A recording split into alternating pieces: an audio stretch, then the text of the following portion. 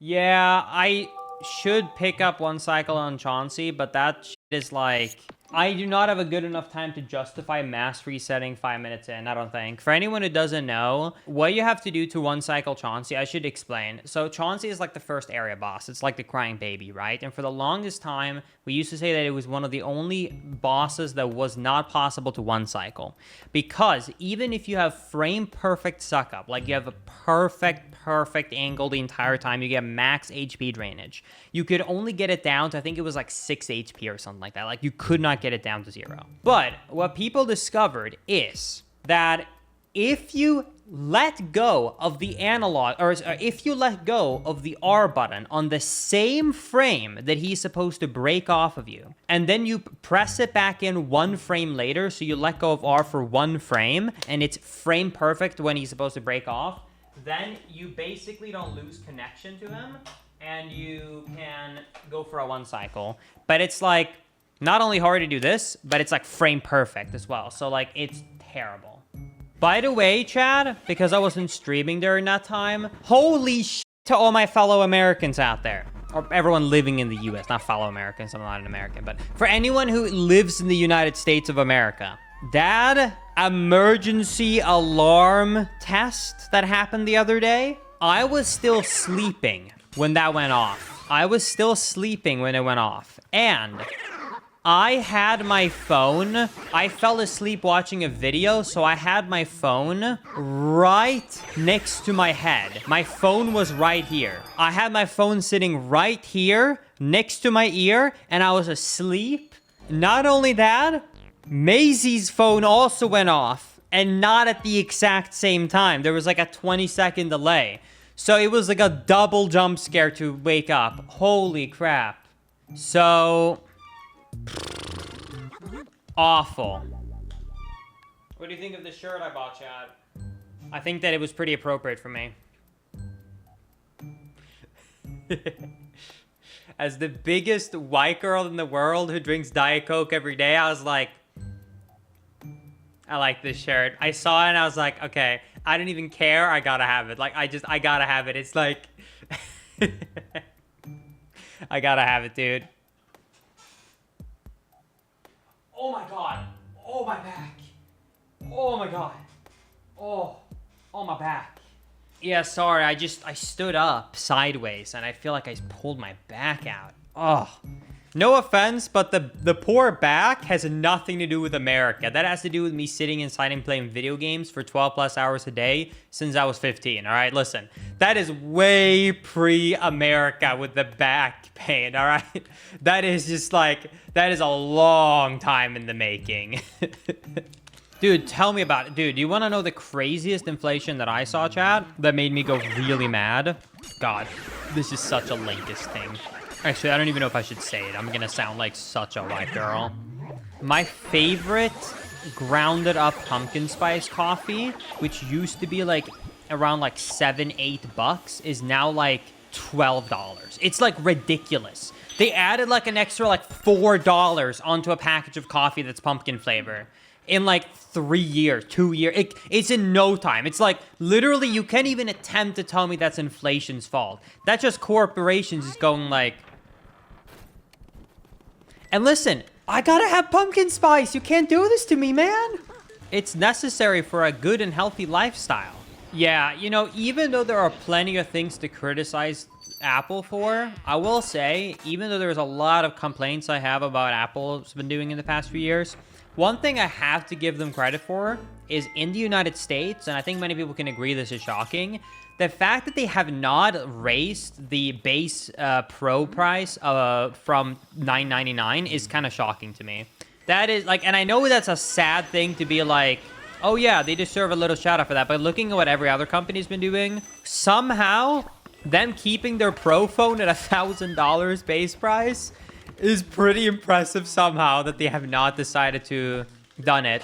Apple has become the most affordable it's ever been. Does that make sense? Like, I know it sounds dumb to say it out loud, but I actually think if you compare it to the other phones on the market, it is the least marked up in terms of everyone else currently. Because since they've been staying at the really high price I said years ago for now long enough, now it's kind of on par with everyone else. This is one thing I always find to be so funny about like Samsung and the other Android companies. And even if you don't like iPhones and you like those phones, if you've looked at this, you will know this is true, even if you don't care because you like the phone more. I think it's so funny how Samsung and a bunch of other companies love to make advertisements to make fun of or to basically throw hate Apple's way for doing X thing. And then when they see, like after about a year or two, they proceed to do the identical thing. Do you know what I mean by that? Like I've seen it so many times now by like, Samsung is like, oh man, we're gonna make a bunch of ads and make a bunch of like tweets about how Apple did X, Y, Z, but on our phone, you can do it. And then like one generation later, they're like, quietly remove all the ads and they're like, sorry, we're doing the same thing.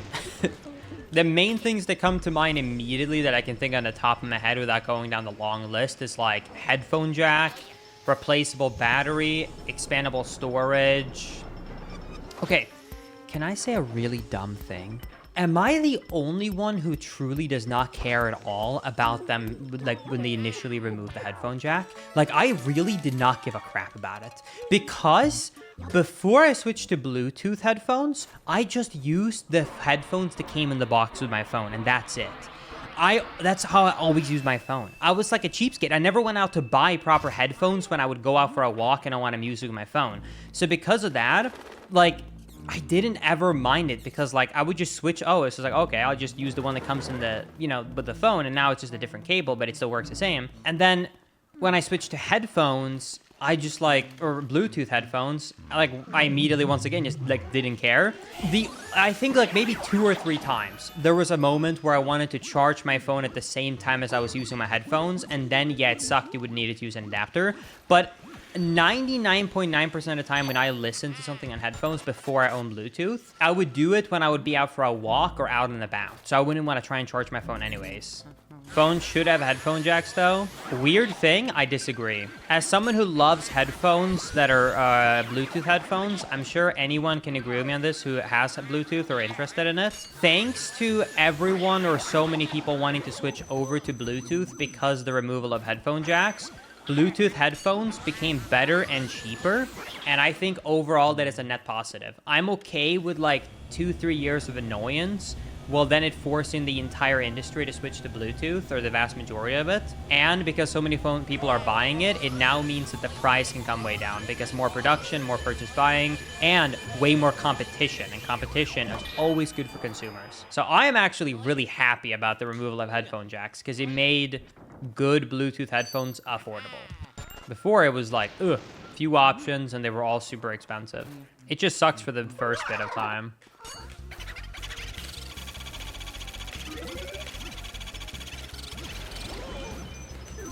Damn it, I purposely stopped sucking because I didn't want to risk getting hit by the small shroom, and I still got hit by it. That's so unlucky. Man, this was going so well up until that point. That's so dumb. Please go up. It's still slow, but just go up. If you go down, it's so bad. Oh my god, he went down. I'm pissed. The mushroom spawning, by the way, is complete RNG. There's nothing I can do about it. Do you want to know the absolutely craziest thing about Luigi's Mansion, chat?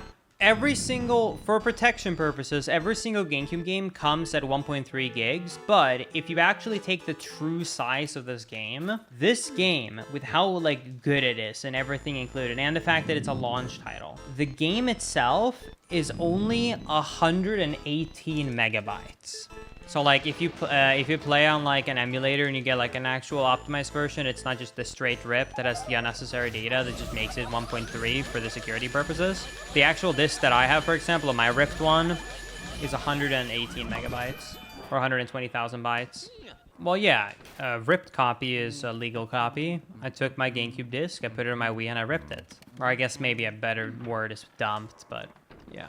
All right, let's hope I can one-cycle this boo. It's really slow if you fail this one.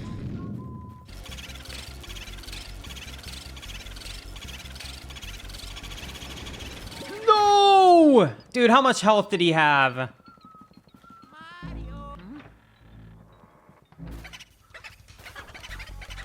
Okay, at least it went left. That's fine.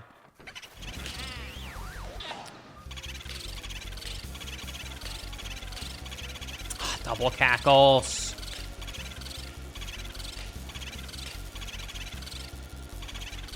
Oh, come on again.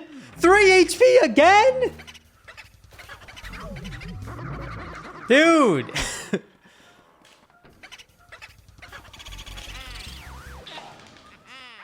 Two times 3 HP.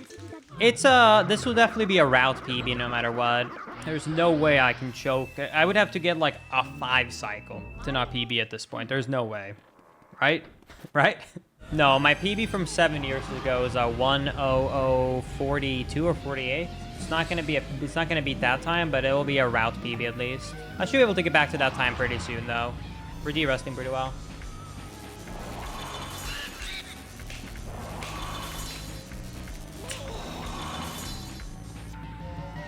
At least it wasn't 3 HP like the other 2 boos were.